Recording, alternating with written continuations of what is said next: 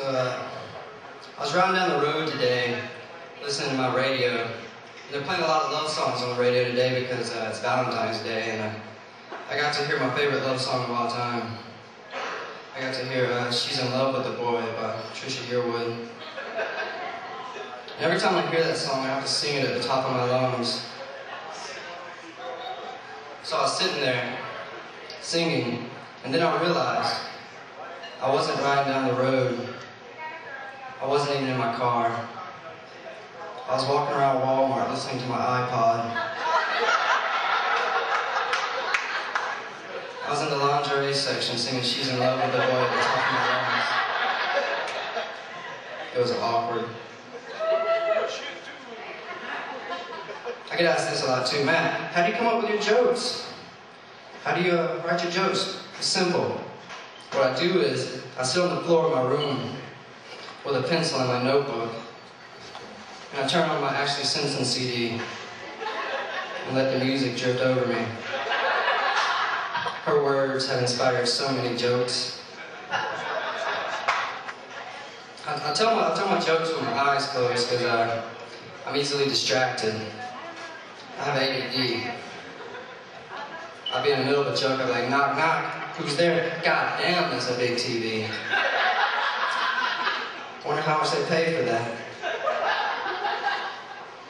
You ask people how they want to die, most people say, peacefully in my sleep. Not me. I want to be assassinated. I want to be assassinated while trying to assassinate someone with a slingshot. I want to get double-crossed by my best friend, who is also an assassin. I want to be hiding in the bushes, full camo, ready to take my shot when from behind me I hear, Johnny, how could you? It's all about the Benjamins, mother effer. He's a cold-blooded assassin, but won't use the F word, and that is his weakness. We'll have a duel or something, I don't know. I don't think my fantasy's out. My jokes have no endings to them. They kind of go off into infinity and beyond. Who said that? Buzz Lightyear did. This is what I want to do, man. I want to go to a sports event and hold up a poster. And on the poster, I want to write something that has nothing to do with the event that is taking place. I'll write something like, I don't know, George Washington was our first president. Exclamation point. Exclamation point. You gotta put it in two. Or I'd write something like, John Claude Van Damme kicked Tom Poe's ass in the movie Kickboxer. But I felt bad for his brother Eric, who was paralyzed by Tom Poe. But the fact that Eric was paralyzed by Tom Poe led Van Damme to fight Tom Poe, which in turn made the movie. And I had to tell myself that it is just a movie, it's fiction, he's not really paralyzed. I'm gonna put that on a poster. And hold it up. Get on the Jumbotron at Turner Field or something. Oh, freaking no! Guys, I don't like speed bumps. I was going down the road one time and I had a speed bump. And I was going pretty fast. I never saw it. I freaking tripped and fell. Skinned up my knee pretty bad. I had to go to the hospital. Doctor took one look at my knee. He was like, hey, did you get a speed bump? I was like, yeah. Can you fix it? He said, I don't know. I'll see what I can do. But there's something you should know.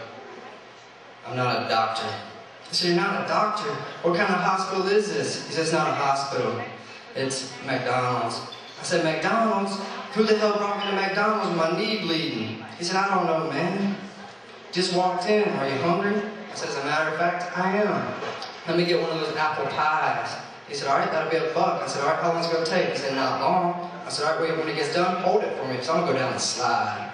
He said, with all due respect, sir, I don't think you should be going down the slide with your knee bleeding. I said, hey, mind your own business, you're not a doctor, remember? And he said, I said, ooh. So I walk outside.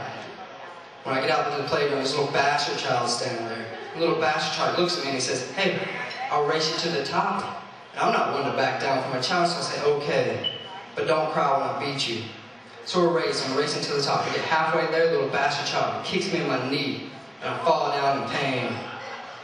And he raises his arm. So I go back down, and I stand at the bottom of the slide, and there I am waiting. When he comes down, there I am. I say, "Who's the bastard child now, bastard child?" And I body slam him.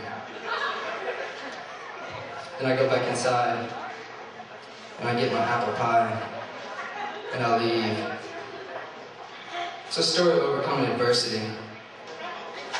Sometimes we don't always win the race. Sometimes we win in the end.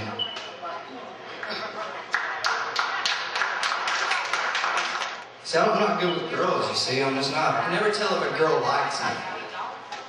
I can never tell, but I thought this girl liked me one time. She called me up, she was like, "Hey, you want to come over?" I was like, "Yeah." So I get there. She opens the door wearing nothing but her shoes and shirt and pants. So we're sitting on the couch, we're chit-chatting for a while, we're talking, and I'm sitting there thinking, man, we're gonna have some sex.